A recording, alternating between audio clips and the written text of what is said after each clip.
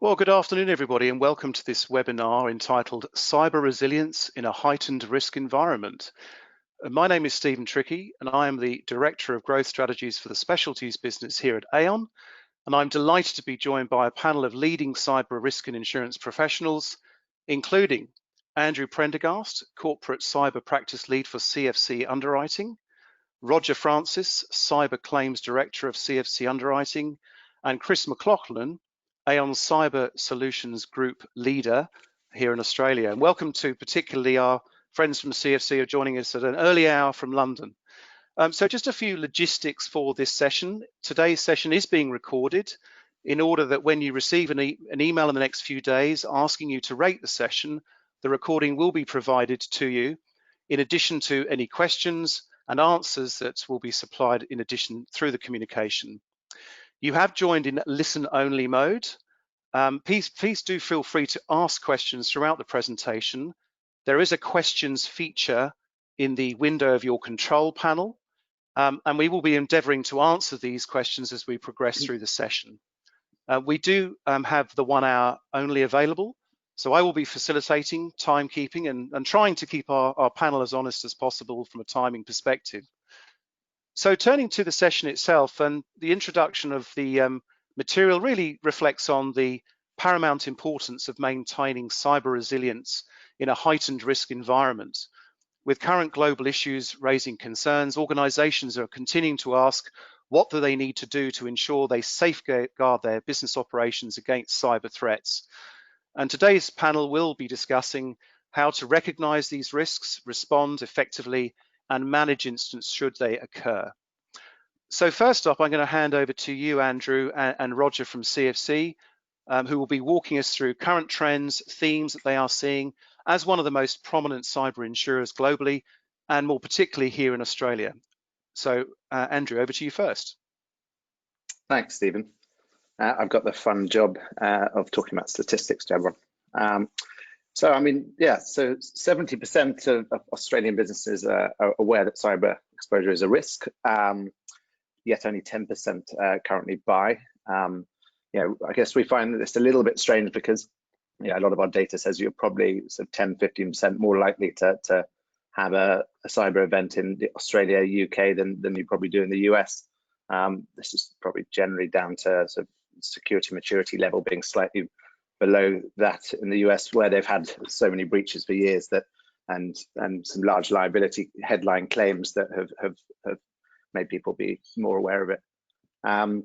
The estimated premium globally is around 7.5 billion. We're never quite sure of the right number.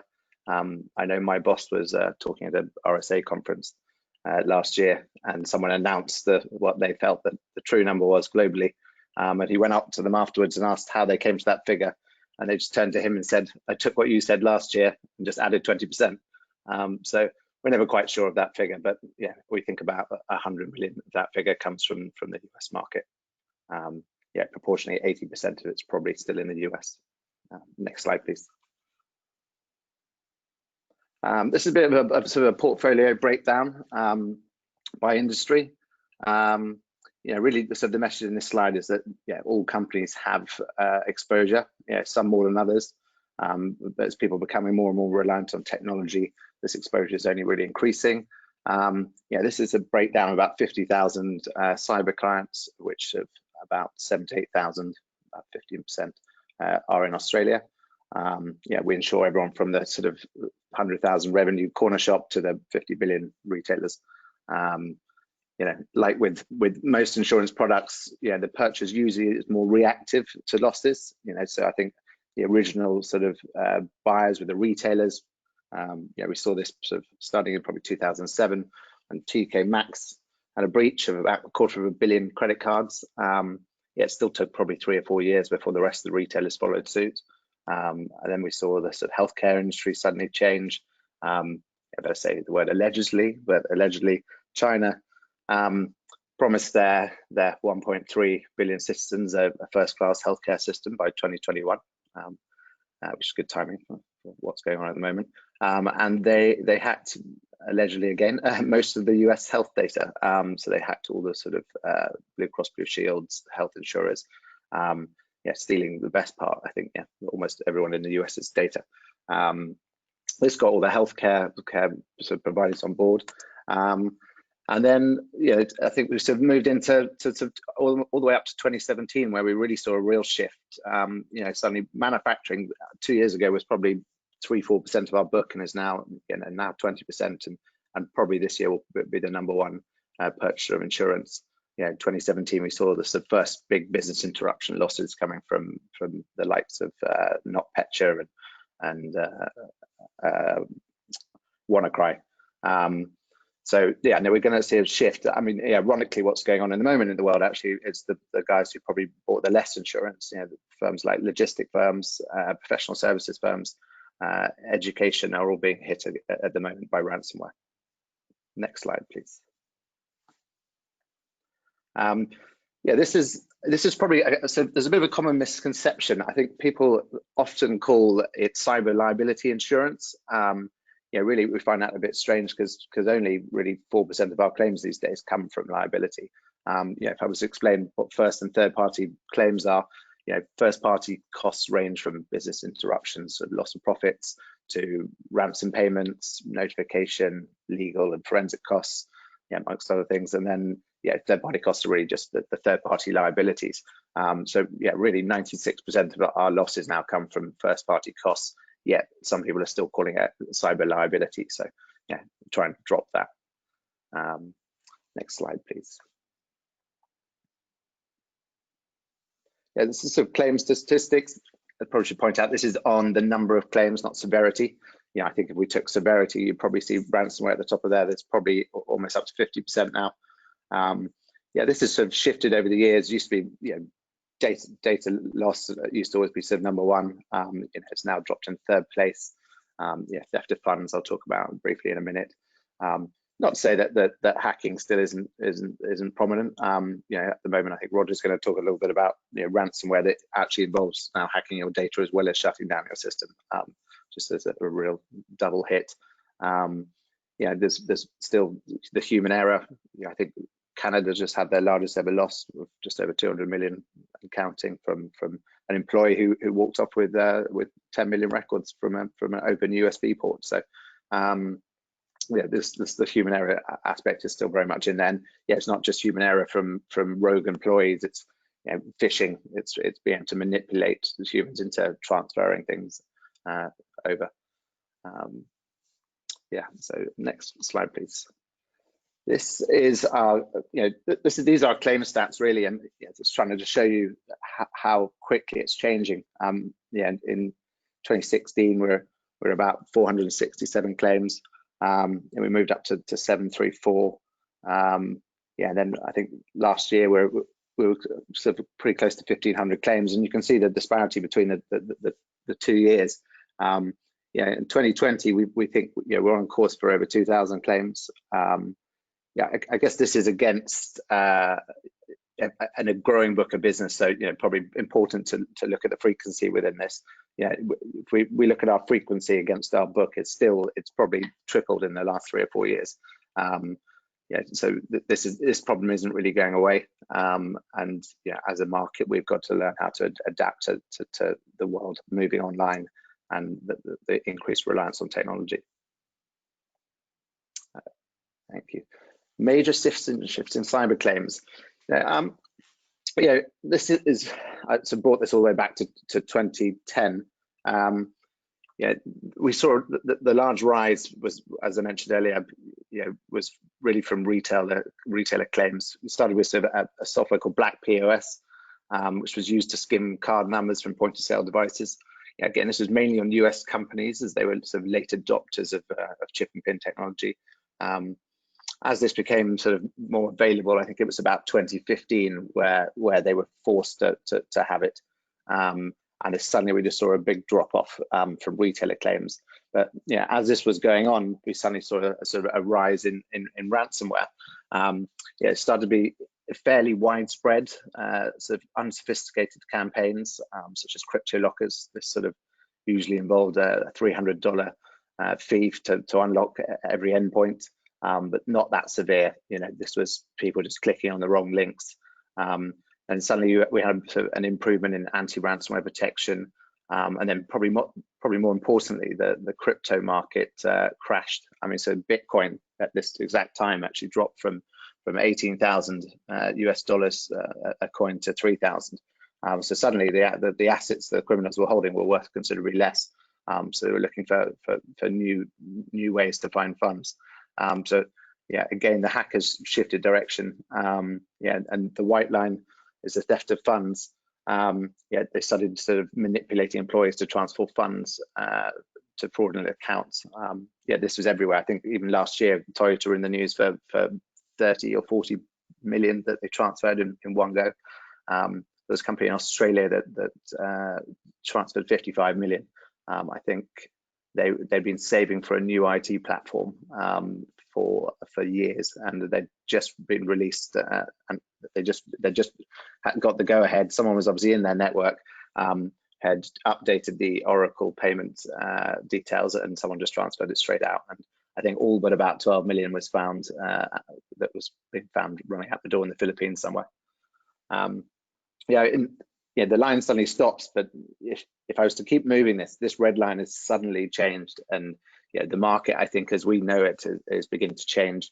Yeah, whilst there's obviously there's a virus pandemic globally, I think if the news was not related to humans, which rightfully it should be, we would probably have a lot more sort of headline news on the amount of ransomware attacks. Even in the UK last night, the government was saying that they'd had huge amount of attacks against their infrastructure. People trying to find details about the vaccine. Yeah, we're suddenly seeing a completely different shift and different type of ransomware. We're suddenly seeing people coming into someone's network, and rather than sort of just encrypting one endpoint, but they will spend a month doing a reconnaissance of their network. They will first look to steal something they can turn into cash immediately, with like credit card details, but eventually they start turning to how can they monetize what you do have. They can either have your data, if it's not your data when it comes to having personal records, it's your systems, and I think Roger will allude on to sometimes doing both now. But they will get into your backups, and they will encrypt and take down every part of your company. I think some people forget how much data they actually have. Yeah, it's not a very quick process. So it's really shifting. I think our average payments probably even last year were probably under 200,000. I think we're lucky to get off many of these payments for much less than $1 million now. I think the entire market's largest loss last year from the actual ransom payment was about $1 million. It's already crept up to about 16 million this year. When they realize they actually have a company, there's not much someone won't pay if they realize they can never recover some of this data. Even worse, at the moment we're actually seeing a big increase in attacks on hospitals, because they know full well that they'll have to pay right now. You cannot put people's lives at risk. So if they can shut a hospital down, someone will immediately pay. We had several attacks last weekend from companies like this. Thank you. I'm going to pass you on to Roger, because Roger's the technical one here, and he's going to sort of move into ransomware a bit more, because this really is the biggest worry and concern we have at the moment. Afternoon, everyone. As Andrew kind of laid out there, ransomware is very much on the uptick at the moment, and I thought the first thing that would be quite interesting to kind of delve into is, of the hundreds of ransomwares that we've responded to over the last 12 months, we've kind of done a quick breakdown in terms of what the initial attack vector was. And actually, we've drawn out some interesting facts. So the most interesting piece is that about 78%, so the 60 and the 18%, were primarily through RDP, so remote desktop protocol. And it was a combination of two different attack vectors. So either the attacker was trying to brute force the RDP connection. So in essence, just run as many kind of username and password combinations as possible, run it through a table, and correspondingly see if they can break into the system that way. Or they were actually just purchasing stolen credentials off the dark web. So that's where someone else has fundamentally actually gone off and done the same thing, and is then selling those RDP credentials for profit. What this really kind of highlights is the importance of kind of knowing what that external footprint looks like. So, insureds, in terms of one of the main kind of elements of kind of focusing on and preventing this kind of ransomware is potentially kind of understanding and having that visibility on your external facing footprint and understanding how it's locked down. Next slide, please. The other thing I thought would be quite interesting is actually talking about ransom payment considerations. Again, for our SIMs, we've kind of run this gauntlet a number of times. And first and foremost, it's important to understand that ransom payments are very much the last resort. In essence, of our insureds, approximately 50% of the time, our insureds actually have effective backups and can actually go ahead and recover without paying the ransom. And that's interesting because that number has been creeping up over time. So definitely in terms of all of the media and the talk around ransomware, we're starting to see that kind of bleed through from a maturity perspective. And a lot of organizations are being very effective around kind of having a certain amount of resilience and backups kind of set up.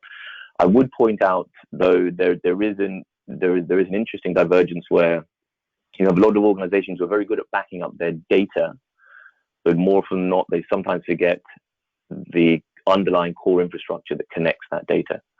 So this really talks more to the kind of BCP kind of side of the house. So it's great if you've backed up all your critical databases and repositories and whatnot, but if your Active Directory falls over and you don't know how to rebuild it at short notice, you're not going to be able to access any of those systems anyway. So backups are one thing, but considering that kind of more formal resilience is important as well. If the choice is made that the paying the ransom is the only choice, there are a couple of things to note. Firstly, negotiation is a skill that requires expertise and intel. And what I mean by that, we do have sometimes where we've kind of come in and the insured has attempted to negotiate directly with the attackers themselves, and actually has brought bad will, which means that it makes it a little bit harder when we pick up the negotiations. In essence, our instant responders that we have in house or through our third parties, have considerable expertise in terms of handling the various groups, and each group has its own quirks and tendencies, and correspondingly, it is that unique skill. I mean, a perfect example is there are certain Nigerian threat actors who have a tendency to negotiate one price, but actually have double encrypted the environment. So just through a mechanism, what they do, they ask you to pay one ransom, and then they come back and ask for a further ransom, which is just a unique or just a kind of component of that approach. When ransom paid, 98% of the time, the decryption keys or associated decryptor is provided. And this is really not unsurprising. If it wasn't particularly high, then people would be less warranted to go ahead and make the payment. So there is a kind of odd self-fulfilling prophecy in that regard.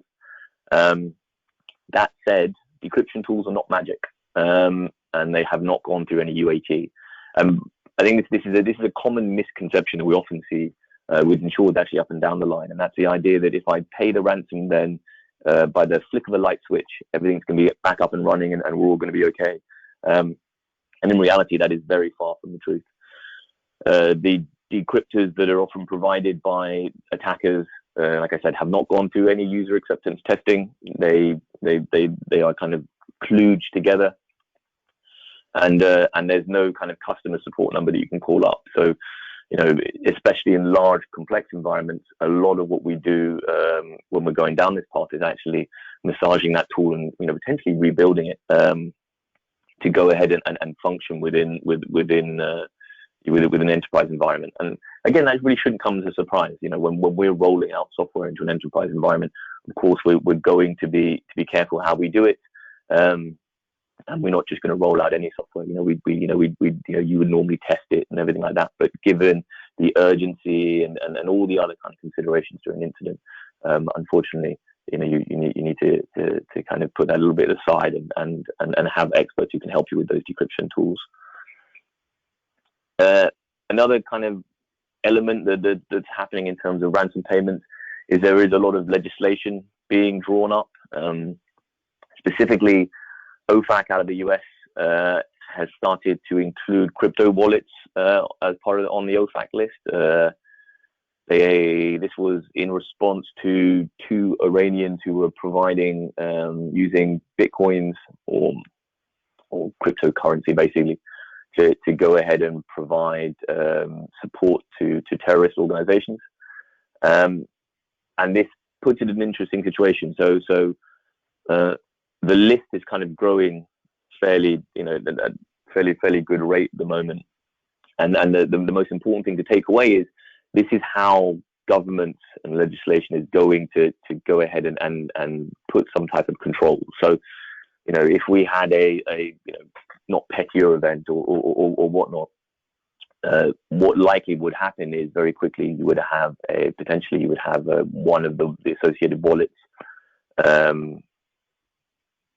put on an OFAC list, and correspondingly, there will be considerable penalties associated with paying that.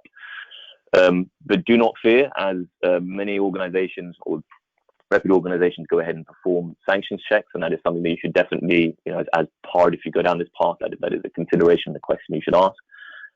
So there are ways to either do this at a complex kind of level. So on some level, it is as easy as just kind of checking the OFAC list and making sure the wallet ID provided by the attacker isn't the same. We at CFC kind of take it a slightly step further and actually look at sanctions checks on the blockchain itself through some special tooling. But the main takeaway there is a sanctioned element to this when making these payments. So be aware of that hurdle.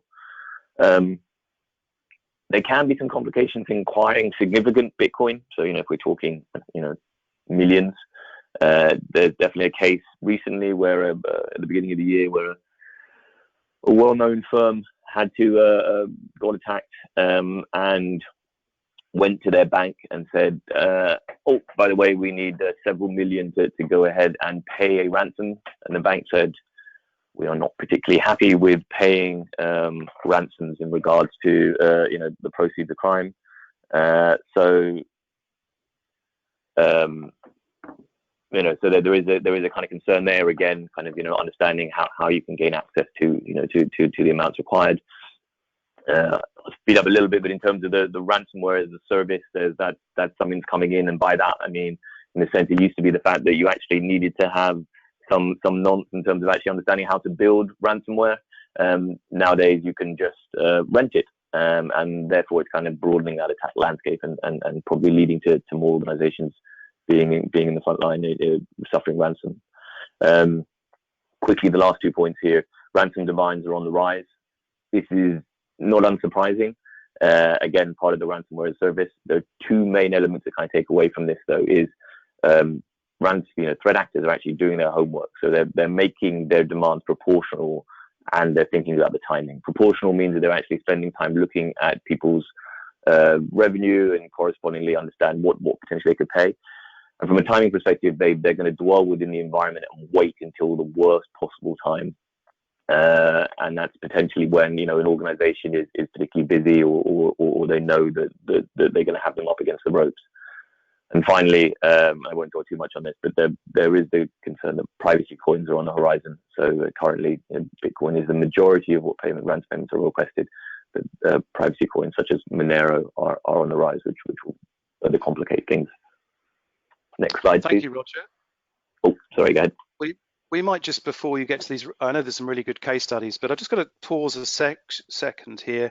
I've got a question for you, Andrew, from one of the participants, a really good one. And this relates, Andrew, to obviously the fact that you have a very diverse portfolio of clients in the cyber insurance space. And the question is, how are you currently assessing the cyber maturity of your insureds? Yeah, I mean, we've got the sort of traditional method where you have an application and you're onboarding calls, trying to get as much of an overview of an understanding of an insurance business as you can. there's other ways we look at it now as well. I mean, we're acquired a threat intelligence firm called Threat Informer. We also use sort of Corax and BitSight. These sort of web scanning companies.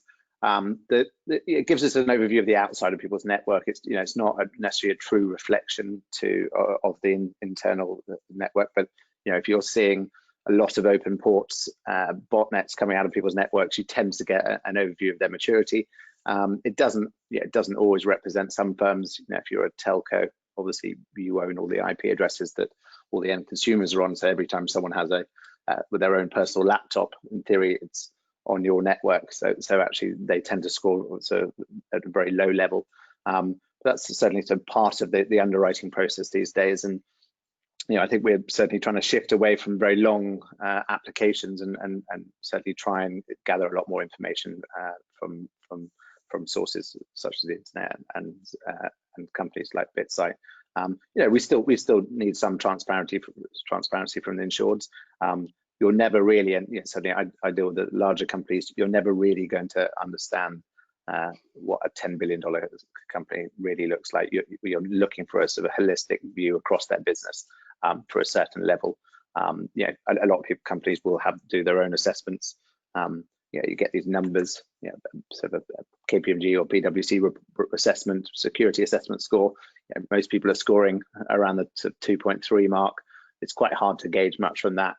A lot of that is helpful for us to see how they develop over the years. But when it comes to insurance, you're looking at a portfolio play really. So you're looking at the bottom companies that you really don't want to insure. There's some very open very obvious firms or red flags that we look for that we don't want. If you're manufacturing, you've got completely flat network globally. Obviously we're worried that someone's just going to get in and shut down every manufacturing plant you've got.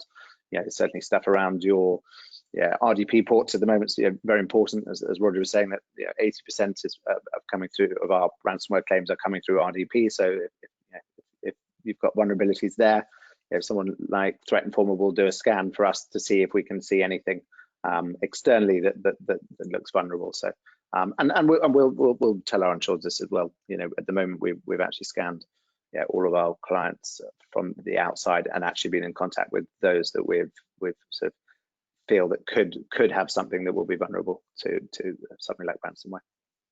Excellent, thank you for that, Andrew. We might turn to the case studies, Roger, just in the interest of time. We need to probably motor through these a little bit, but there are very, very apt and relevant to our current environment. Yep. So I've got two flavors here. So ransomware in a COVID-19 world, and ransomware with a side of extortion. So from on the left hand side, in terms of how COVID-19 has kind of played its part in this, we have an example of an organization that had 50 offices. They got hit with ransomware.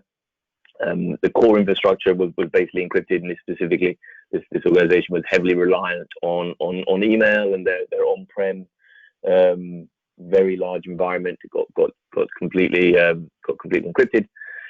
What's interesting about this situation is that they actually moved a whole load of workers remotely, and many of them were VPN'd into the environment and just left their VPN on overnight, and woke up in the morning to find that their computers had been encrypted as well. So the ransomware was actually able to kind of infect those remote workers. To add further insult to injury, the ransomware had a nasty technique where it actually rebooted the system in safe mode but without networking, which meant that all those thousands of people not only couldn't had their systems encrypted, even booting from the OS meant that they couldn't actually log in. There's pretty easy ways around it, but it definitely caused a logistical nightmare in terms of helping organization kind of recover. I won't spend too much time on the ransomware, but it was proportional in timing, as I mentioned previously. This organization had really good backups. The issue again for this was specifically the scale and the encryption caused further kind of concerns, and it was really kind of focusing on that core infrastructure. we engaged expert forensics, legal, and PR to kind of help, and then actually perform the staggered recovery from that core infrastructure, critical systems, etc., all the way down. So that's an interesting case in regards to how ransomware is playing out at the moment. The other thing, and this was alluded to by Andrew earlier on, is we're actually more often than not seeing ransomware coupled with extortion, and by that I mean ransomware focuses on availability, so it denies the insured's availability to their information by encrypting it. What threat actors are doing now is they're actually also considering confidentiality. So as they go in and they encrypt an environment, or they're doing their recon or dwelling, they're actually taking data as well. And what's happening is once you receive a note, they also give a link to a portal, or they tell you in their kind of correspondence saying, hey, we also have stolen data. And this is all a mechanism by which to just add further pressure on the insured to pay, because these guys are financially motivated at the end of the day. That's the beginning and the end of what their goal is. And correspondingly, the stealing data is just another way to kind of ratchet things up. They threaten to release it, promise to delete it, but at the end of the day, don't forget you're dealing with criminals, so you've got to kind of can make the considerations associated with how much you trust a criminal organization. And fundamentally, depending on the regulations, and especially with the whole kind of extraterritorial regulations, the world that we live in at the moment, there is a potential that just purely knowing that an attacker has actually managed to take data and having a proof, so that they often give a proof of life to a certain extent, will require notification regardless. So there's some kind of legal considerations, but I leave that to our legal experts to provide clarity on that. There have been cases where people have not decided not to pay the ransom, and the organization has gone ahead and published data. I think there was a case for Bikini, and there's some others where that has happened, and there is the kind of concern there. But that said, this whole extortion component is a sidetrack to the main, kind of distraction sometimes to an organization, because the real primary focus really should always be on the recovery. So the extortion kind of talks to the investigation and finding out what data it is, but fundamentally day one really should be about helping the organization get back on their feet and recover. Okay, well, thank you, Roger. And they're fascinating insights into some real world claims examples. I might turn to Chris McLaughlin now. So Chris, we've heard from the CFC guys that the instance of cyber insurance claims is on the rise, both locally and globally. It appears to me that this is no longer an if situation, but a when and how bad type of issue. So your various roles, both globally and locally in cybersecurity of the past 25 years, want to tap into your expertise and spend some time discussing some practical steps and recommendations that organizations can take in the current environment. So firstly, relating to the control environment, we've heard about the exponential rise of ransomware and related attempts, heightened by the present COVID-19 environment. So what is it about that present environment that is making individuals and businesses more susceptible to attacks, Chris? So I think there's a couple of points to know. So first, we know that a lot of organizations across APAC have largely succeeded in stabilizing operations as working from home becomes commonplace across their workforce, and that organizations are now in the process of normalizing their operations and refining security controls to adapt to the disruption that we're going to face for the foreseeable future. A lot of the chief security officers I speak to say that 90% of the controls that they had in place are operating effectively, but the pivot is on sort of that 10%, as the chief security officers fight the battles between traditional cybersecurity hygiene, sort of all of the traditional sort of work that goes into patching and sort of logging, monitoring, risk management, and all of the other disciplines.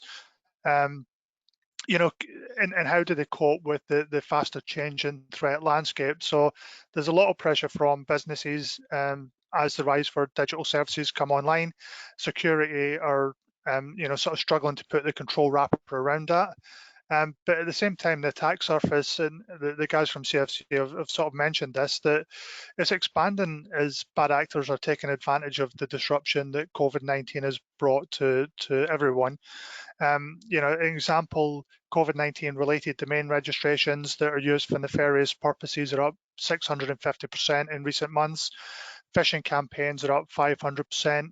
Interpol released the sort of Asian cyber threat assessment, you know, that talks about the increase in, you know, the types of threats that organizations are facing and how security has to pivot in order to manage those threats. So for instance, you know, botnets have increased exponentially in the last sort of 3 months, where organizations have been found to host command and control servers that are used for attacking other organizations. You know, phishing campaigns have increased not just in quantity, but also in sophistication, where advanced social engineering techniques are being used. Business email compromise is growing sort of exponentially. Banking malware, you know, last year we saw a rise in banking malware, and it's only accelerated as more and more people are working from home and using online services. As the CFC's guys have said, ransomware threat continues to grow and evolve in response to, you know, the increased popularity of cryptocurrencies. And, you know, one of the things that we've seen in Australia is the rise of healthcare and biotech firms being targeted. And sort of finally, there's also a rise in cryptojacking, where organizations' compute is being compromised in order to mine sort of cryptocurrencies. So, you know, the environment that we've come into, again, a lot of organizations are managing working from home, but there's still a lot of disruption to come, and the disruption is going to be with us for quite a lot of time. You know, and I think later we'll talk around some of the practical guidance and steps that organizations can look at, you know, to put them in a sort of better resilient position. Excellent. Well, excellent. Thank you, Chris, for that. And obviously, you've talked a lot about the external environment in terms of the nation state potential and criminals. But what about an internal focus? We talk often around the fact that 60% of all cyber incidents are caused by insiders. So let's turn to the obvious stresses in society and concerns that are being reported on rapidly by the media around people's well-being, people's state of mental health, and as with any major economic downturn, and this is obviously massive, it wouldn't be unrealistic to assume that people will either make mistakes, take shortcuts, or act potentially, obviously, in a malicious fashion. So what can organizations be doing more to mitigate against this increasing internal focus or exposure? So if we look historically of when we've had significant disruptions to society, or, you know, anything that's impacted a sort of national psyche, we just have to look at the crises such as sort of 9/11 attacks in New York, the 2008 financial crisis, you know, and other significant events that have put a lot of people and organizations under pressure. Well, disgruntled employees emerged as a real cyber security threat during those events. So it's reasonable to assume that this will occur again in the current you know, sort of environment, and as the disruption continues to run its course. You know, so I think there's a few things that organizations have to look at. I mean, first and foremost, it's the mental health and well-being, you know, of their staff. You know, people who become erratic or, you know, start suffering, you know, sort of mental health problems are more likely to, you know, behave erratically.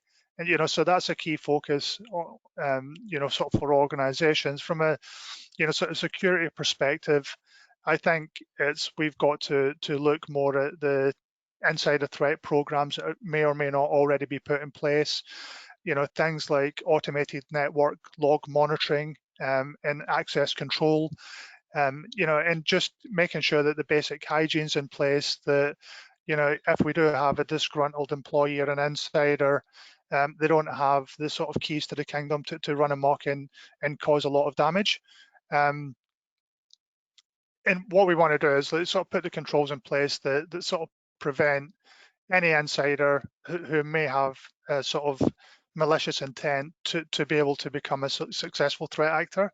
You know, I think organizations, you know, have to assume that those people are already inside the organization, you know, and it's a matter of how you manage that. But at the same time, you know, the gatekeepers, the people who are working within security operations or managed services, they're now busier than ever, you know, and so a lot of organizations, if they've, you know, not pivoted to monitor the remote workforce, you know, to detect specific malware, especially those that are targeting, you know, the secure infrastructure that allows remote access, are probably missing a trick. So, you know, that's what I'd say. And sort of finally, you know, if the organization has, you know, sort of data loss prevention in place, it's about reviewing the baseline of data flows that were sort of pre-pandemic, and looking for any activity changes. Do we see any new data flows being created? Are there any indicators that sort of the staff are sending, you know, potentially confidential data outside of the organization? Thank you, Chris. Turning to third-party suppliers, the reliance in particular that organisations have on suppliers to handle IT infrastructure or business processes or data. Do you see this aspect of exposure any differently since COVID-19? And what are organisations to stress test their third-party outsourced service providers? I mean, I think, you know, sort of pre-COVID, there was, you know, the sort of real acceptance amongst most organizations that the supply chain is probably where, you know, the sort of vulnerabilities potentially lay, you know, and we've seen some of the, you know, sort of most publicized major breaches come from sort of third-party suppliers and sort of partners. And so, you know, we traditionally assess them and risk rank them, but we carry on as normal. And I think, you know, in the sort of times we're operating in now, I think the reliance on third parties is more acute. Those third parties are under exactly the same pressures as every other organization. You know, their staff are stressed. You know, their technology might not be holding up. They may not have invested in the same security infrastructure, you know, as a sort of primary organization. And, you know, I think there's a real emphasis now for organizations to review the risk that suppliers may pose to the organization, especially where they're an IT supplier and they may be handling things like backups. You know, because if the primary does suffer something like a ransomware, you want to make sure that your suppliers are on top of your backups so that you can recover quickly. But I'd also sort of say that you need to communicate regularly with your suppliers, you know, make sure that you understand their pressures and, you know, don't just go straight to assess them. But I think there's opportunities for organizations, you know, sort of to actually help their supply chain with their cyber resilience. And I know, you know, ourselves, we work with several organizations who use one of our assessment tools to assess the organization, but also help them with the remediation, you know, and sort of potentially with, you know, sort of the cyber insurance aspect to give them that ability to protect themselves, improve their resilience, and also make sure that they've got the security of the protection of their balance sheets. Okay, Chris, now bringing it home in terms of your segment, what are your top tips? We've heard obviously from our friends at CFC about the unquestionably heightened risk landscape. You know, what would be your top tips to organizations who are genuinely concerned that cybersecurity is no longer optional, but inevitably in the current economic climate have been squeezed for budget? Yeah, I mean, I think one of the things is not to forget your physical premise. You know, one of the things that we've actually seen across Australia and the world is that, you know, a lot of criminals now know that a lot of offices and data centers aren't manned, and so they're actually breaking in and stealing equipment, including IT equipment, which, you know, could potentially have confidential information on them. So don't forget about the physical aspect of cyber.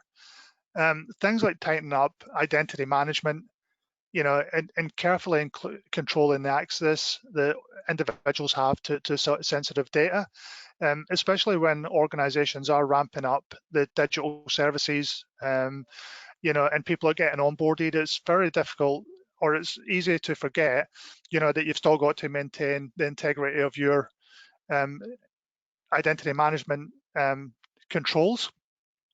So how do you also support your workforce?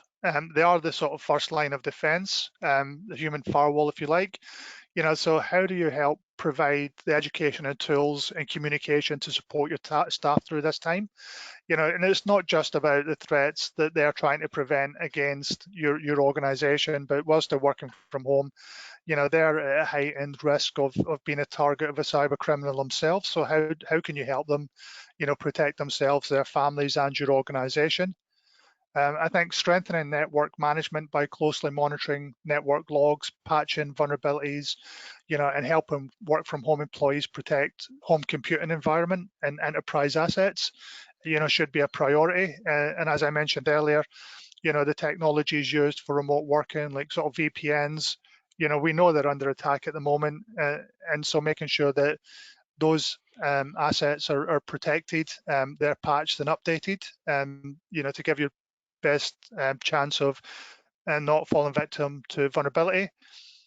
Controlling the use of new technologies. So we know, a lot of organizations have jumped on Zoom as a way of collaboration, especially when their old collaboration tools haven't been effective, sort of with the amount of people working from home. But within a few days of the Zoom vulnerabilities being found by hackers, there was 500,000 accounts for sale on the dark web. So if you're going to use new technologies, assess them, make sure that you know the risk, and take appropriate action. And then I think if we look at sort of automating as much as you can the processes that detect issues and alert the appropriate people to the threats. It's particularly important as malware evolves every few days. We see new strains of malware, sort of coming out at least every 2 days at the moment that's related to COVID. And sort of finally, I think, the collaboration with law enforcement, industry peers, vendors, partners, to try and identify the risks and implement, sort of practical controls. And one of the things that we're seeing with a lot of our clients is they're asking to quantify their risks, because the qualitative approach they've taken to risk management, it doesn't give them the detail that they need in order to, sort of mitigate the risks appropriately, considering they're changing so rapidly. Okay, Chris, that's incredibly insightful comments there. We might just pause, and we've got a couple of questions which we'll come to at the end, if I may. But Roger, I'd like to sort of turn to you about the important topic of best cyber insurance claims practice, which I know we get a lot of questions around from existing policyholders and prospective policyholders. So Roger, can you just touch on that briefly so we can circle back to a couple of questions, please? Yeah, not a problem. So I guess, from my first kind of top tip or the most kind of important piece is really just engage insurance early. And there's a couple of there's a couple of reasons. One first and foremost is we are wholly aligned with the insured during an incident in terms of actually trying to minimize that time to recover. And frankly, I see our team or my team as cyber recovery experts. So of course you're cyber response experts who kind of focus on the forensics element, but we have dealt with thousands of incidents. We have seen all manner of ransomware variants. We have seen all manner of cyber-enabled fraud and theft of funds. And throughout that time, the claims team really has built up a solid foundation in terms of how to effectively respond to these things. We've kind of hit hurdles and we've learned from them, and we've baked that into our processes. So engaging insurance and claims early just allows us to bring that that expertise to bear to help an insured through this tough time. Further over and above our in-house expertise, we can provide additional capacity and capability through the partner network. So what you'll have is you'll have legal, IR, and public relations kind of partners, depending on the organizational maturity. So for large organizations, it's more of a capacity concern, right? So it's just bench strength, which allows, we can bring these vendors in. For smaller, less, slightly smaller organizations, those partners can actually help manage the whole incident, rather than just be a kind of additional tool in the toolbox.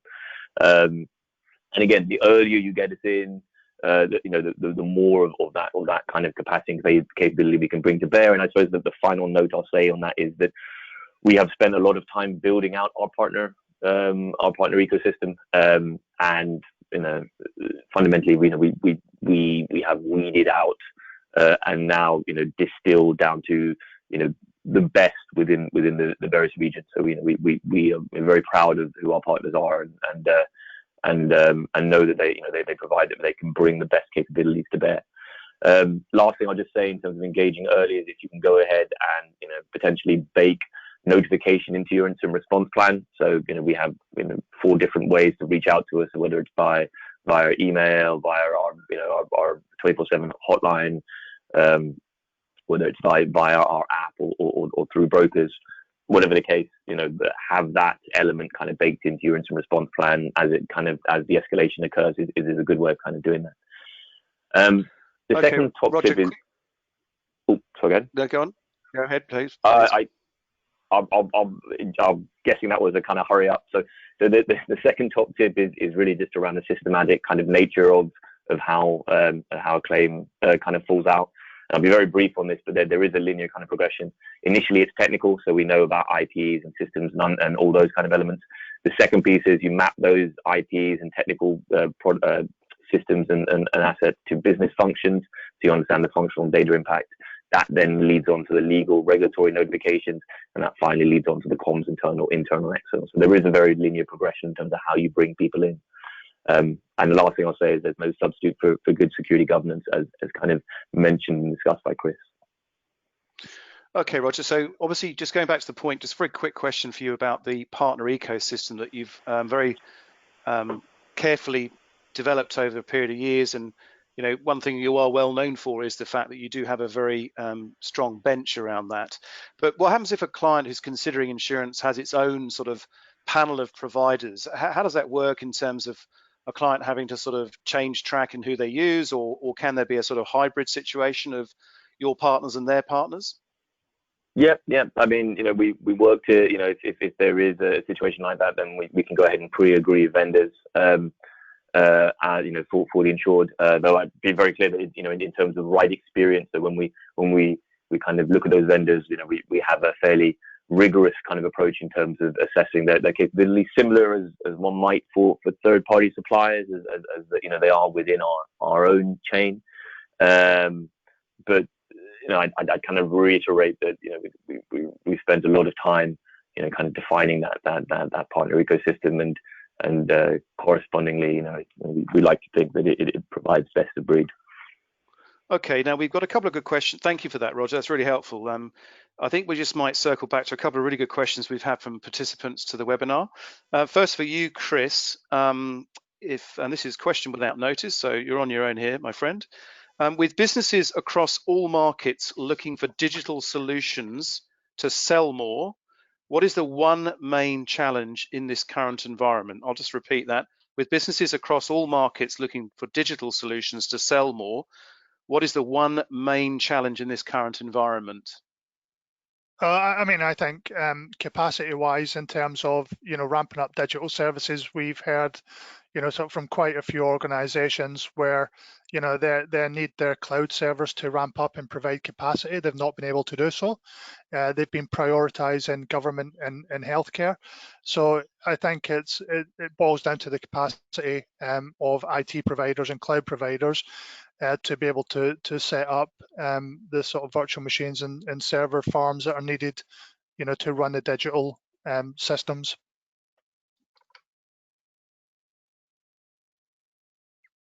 Okay, Chris, can you hear me? I can, yeah. Okay, sorry, I didn't hear the end of that, but I think that answered that one quite well. Let's look at another one here, if I may. Question for our friends at CFC, and I guess it's mostly an observation and a question rolled into one. Probably one for you, Andrew, about the underwriting process. the question's along the lines of the predominant number of claims appear to be as a result of insider issues, and yet the assessment or the underwriting assessment of clients would appear to be predominantly on an outside posture. So I guess that's a question of balancing the inspection of the outside domain versus the threats caused by internal people. How do you underwrite that balance between external posture and internal security awareness, for example? Yeah, I mean, part of the process is very much to do with sort of access controls. Yeah, I would say there's still a lot from the outside. I think certainly the severity of claims is still very much from external factors. Yeah, I think I mentioned the $16 million ransom. I think what people don't see is the business interruption that causes. And I think we've got one recently where actually they paid the ransom about $3 million, but actually the downtime, it still took 2-3 weeks to recover, even with the decryption keys. Actually they took I mean, this was incredible. They had 10 petabytes of data.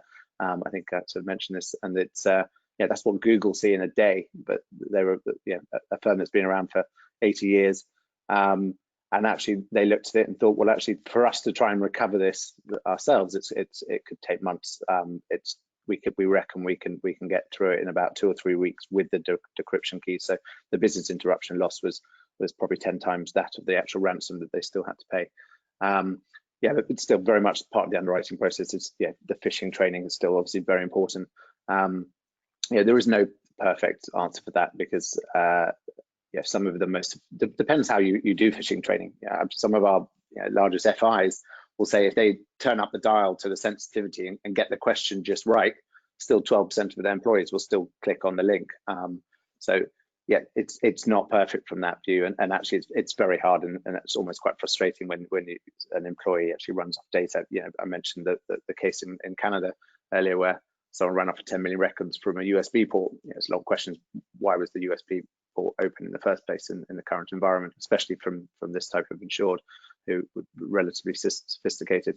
So we're looking at both, but it is very hard for us, and understand it's hard for clients as well. It's we have no condition precedents in the policy that say you have to maintain a certain level of security.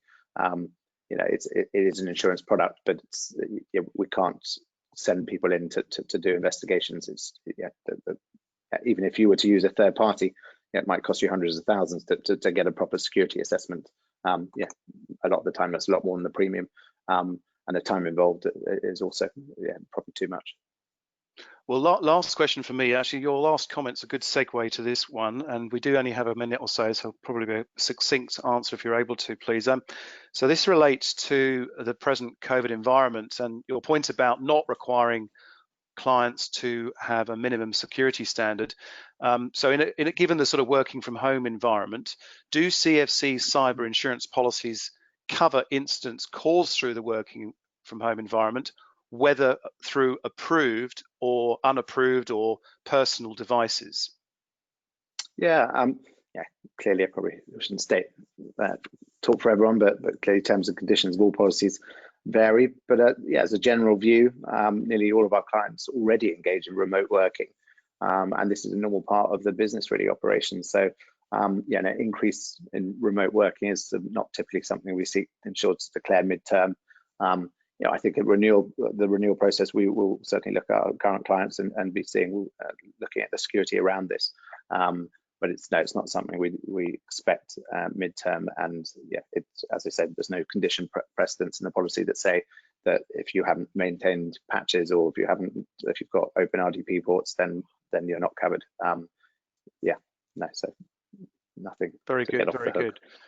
Well, that's incredibly helpful. And gents, thank you very much to the panel for today's session. We are just about to wind up. So I would like to, on behalf of Aon and CFC, thank obviously Andrew Prendergast, Roger Francis from CFC, and Chris McLaughlin from Aon for providing their expert insights into the world of cyber resilience in a heightened risk environment.